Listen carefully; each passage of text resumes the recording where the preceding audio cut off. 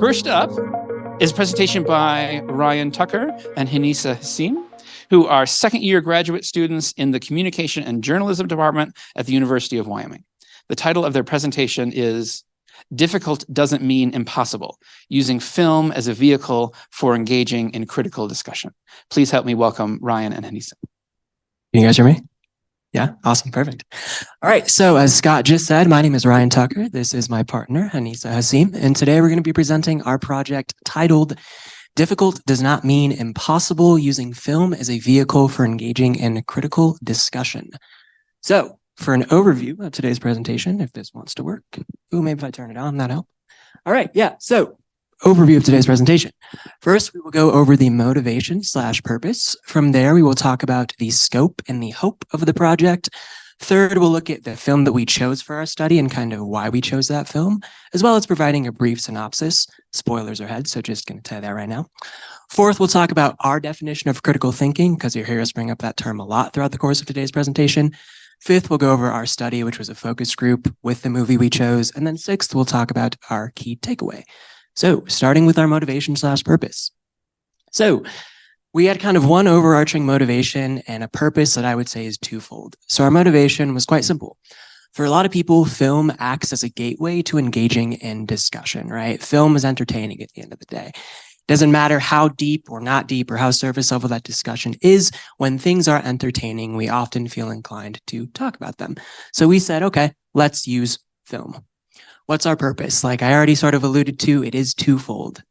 Both encouraging. So first is to encourage people to think a bit more critically about the media they engage with on a frequent basis, whether that media be film, television, radio, social media, doesn't really matter, just to think about that in a bit more of a critical lens. Our second purpose, again, to encourage people to have the difficult conversations that often arise from media consumption. I'm sure we all know people who are like, oh, I don't talk politics with my family. It just gets too heated, right? So that's not our other thing, encouraging people to have those tough conversations. All right, so I'll be speaking about the project scope. But first, a question for all of you. A show of hands, how many of you guys like to watch movies? Hell yeah! Same. I love to watch movies. And the reason we like to watch it is because it's pure entertainment. It's fun to watch it when you want to relax after a hard day and all of that. But what we want is to take a step further and have a discussion about it.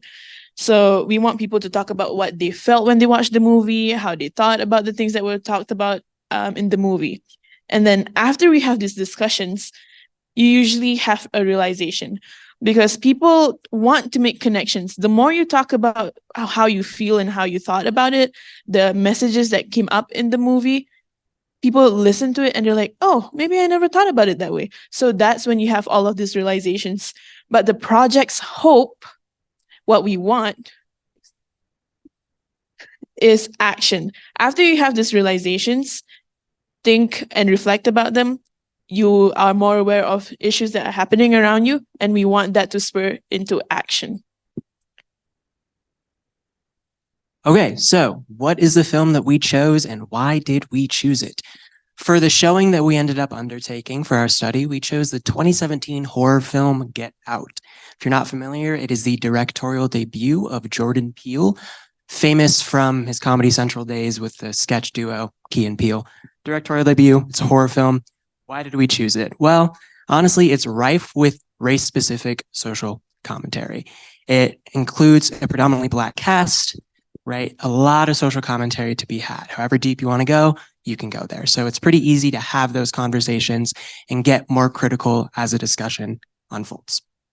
So, like I said, spoilers ahead. If you haven't seen the movie, I'm sorry, I'm giving it away. You should still watch it. Great movie. Okay, so here's a basic rundown of the entire film, and we'll give myself a minute. So we have our main character. His name is Chris. He is invited to a weekend getaway at his girlfriend's house upstate. Chris is nervous because he and Rose are in an interracial relationship. So he's not sure, hey, Rose, do your parents know I'm Black? Well, they end up going to Rose's parents' house for the weekend.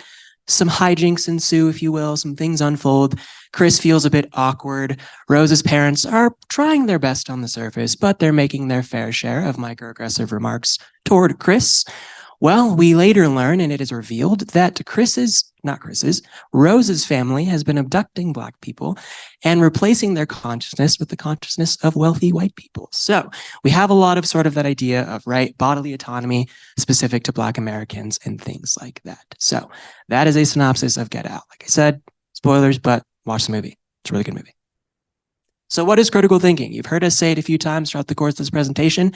I'm going to be honest with you all. There is no one concrete, all-encompassing definition of critical thinking, which is probably a good thing, right? Scholars disagree, and that's okay.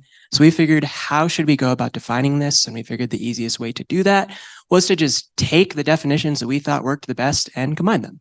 So that is precisely what we did. So our definition of critical thinking for you all today is careful thinking, often directed toward a goal that acknowledges and tests previously held assumptions, allowing one to make more informed judgments and decisions. So when we refer to critical thinking, critical discussion, anything sort of in that realm, the definition we want you to have in the back of your mind is the one that we have provided here. So as we mentioned, we did a focus group discussion, and these were some themes that were brought up that were related to the movie, but not exactly about the movie. So the main themes were privilege, activism, and approaching tough discussions. We'll first talk about privilege. So with privilege, 4 main privileges were brought up, which were racial, financial, economic, and also education. So our participants mentioned how they had racial privilege because they had an interaction with an officer, but only later did they think about, oh, I never felt unsafe during the entire interaction. I never had to fear for my safety. I never had to fear that I was going to get arrested. And this was how they came to view their privilege as a white person. Moving on to the financial privilege, there was another participant that mentioned, oh, throughout high school, like I never had to work while my friends did. And they only realized this financial privilege when they were in college now and they're trying to work also for themselves, even though they know that if they wanted to, their parents would pay for their college education. That is how they acknowledge their own financial privilege. Another one was familial privilege, and this one was her admitting that she does not have this privilege because her parents are divorced. The idea of having 2 parents in your household is a privilege that not many people seem to consider. Educational privilege, as we mentioned, this focus group discussion was mainly with college students. So all of them could attest to how their college education was a privilege in itself that not many people can afford or have. We'll be moving forward to activism. Okay, so a second theme that we kind of discovered and unearthed during this focus group discussion that we had after showing Get Out to about 4 to 6 participants was this idea of activism. One of our participants in particular, who here we'll call Jay, was very adamant about bringing up themes and topics related to activism. So one kind of idea they brought up is the impetus or why people should be activists and advocate for certain groups in the first place. And essentially in this quote, they're capturing this idea of, yeah, we're all different and that's okay, right? That's what makes us human. We're all variable. But at the end of the day, we're all people and people deserve to be advocated for and treated with respect. So we should care about each other. Another thing they brought up was this idea of performative activism or activism that is on the surface well-intentioned, but when you get deeper into it, feels a bit inauthentic. They talked a lot about this idea of when they were in high school, a lot of the people they went to high school with were very on the surface, pro whatever the issue might be. Yet when it came down to getting their hands dirty, really sticking their neck out for you, they really wouldn't go that extra mile. So it felt a bit performative, a bit inauthentic. Finally, they really hit on this idea of neutrality, and they were kind of really against it, talking about this idea of, I kind of think people are neutral for 2 reasons. One, it saves you time, right? You don't really have to think that deeply about it. You could just say, I'm neutral, moderate, I don't really have an opinion. And 2, it just allows it so people can't view you as controversial or polarizing. A lot of the reason, according to this participant, people strive toward neutrality or moderation because they just don't want to be perceived as that polarizing figure. They don't want to make people angry, upset. They don't want to have that hostility, any of it. So they just take the safe route and go for the route of neutrality. So after activism, we have approaching tough discussions. So while we talk about approaching tough discussion, that was a tough discussion that we had with the focus group. It wasn't always comfortable, but Ryan will talk more about this later. With approaching discussions, what you have on the left is channels via how we can talk about tough discussions, and on the right is sentiments of how you should be approaching them in the first place. So with film, which is what we're trying to do with our project in the first place, one of our participants encapsulates it very well when he says, you can look at movies as pure entertainment. You can think critically about this movie. You don't have to, but you should. So engaging with the media that you watch every day in a more critical lens can probably help. And also via schools, another participant mentioned about how there's a lot of legislations that are going around where they're not allowing you to talk about certain issues to high schoolers or middle schoolers, but they said that we can talk about them. We can find a way to talk about these to students and not gatekeep them in a way.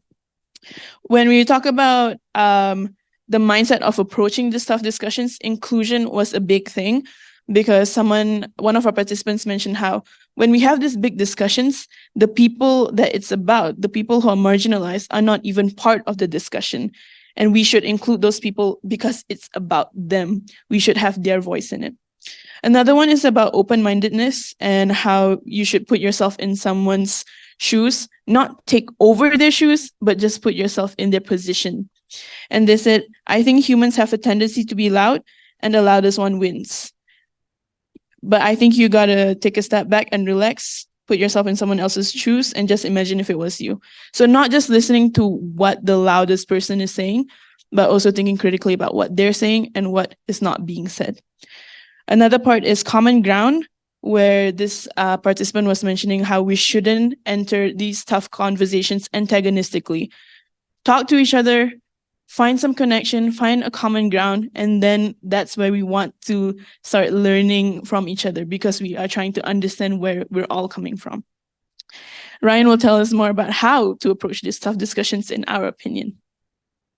Okay, so moving to our key takeaway. I know as an audience member, you often ask yourself, okay, interesting, Ryan, Hanisah, but what is in it for me? Why should I care? What is the key takeaway? We already alluded to it at the very beginning of today's presentation. Heck, it's in our title, right? Difficult doesn't mean impossible. I think we have a tendency to conflate the two. We think, oh, it's tough. That means we just shouldn't do it at all. No, that's not the case. Yes, while such discussions might not be impossible, they're going to be difficult, and that's okay.